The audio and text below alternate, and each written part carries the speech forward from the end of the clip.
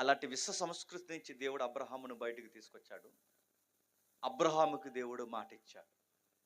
ఏమన్నాడంటే, నీకు ఒక 12 మగబిడ్డనిస్తానన్నాడు. ఎందుకో విచిత్రంగా ఉంటుంది బైబిల్ చరిత్ర చదువుతున్నప్పుడు. బిడ్డలు లేని వాడి దగ్గరకు వచ్చి అన్నాడట, నీ సంతానం ద్వారా ఈ ప్రపంచాన్ని ఆశీర్వదిస్తా అన్నాడట. అదేంటి?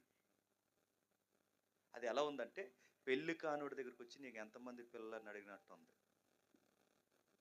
ఇటు బిడ్డలు లేనోడి దగ్గరకు వచ్చి దేవుడు ఏమన్నాడంటే, నీ బిడ్డల ద్వారా ఈ ప్రపంచాన్ని అసలు ఒక బిడ్డ లేడుగా. ఎందుకు దేవుడు అలా ఆలస్యం చేశాడు అబ్రహాము కంటే? చాలా మంది అనుకుంటారు ఏవేవో చెబుతాడు. కావాలనే దేవుడు అబ్రహాముకి బిడ్డల్ని ఆలస్యం చేశాడు. ఎందుకు ఆలస్యం చేశాడు? ఎందుకు ఆలస్యం చేశాడంటే, ఒకవేళ వెంటనే అబ్రహాముకు పిల్లలు పుట్టేశారనుకోండి, అచ్చు వాళ్ళ అమ్మ ముక్కే అంట. వెంటనే పిల్లలు పుట్టేశారనుకోండి, నాన్నమ్మలాగా ఉన్నాడు, తాతయ్యలాగా ఉన్నాడు, నాలాగే ఉన్నాడు. అది లేక లేక పుట్టారు అనుకోండి, ఈ ముచ్చట్లేమీ రావు.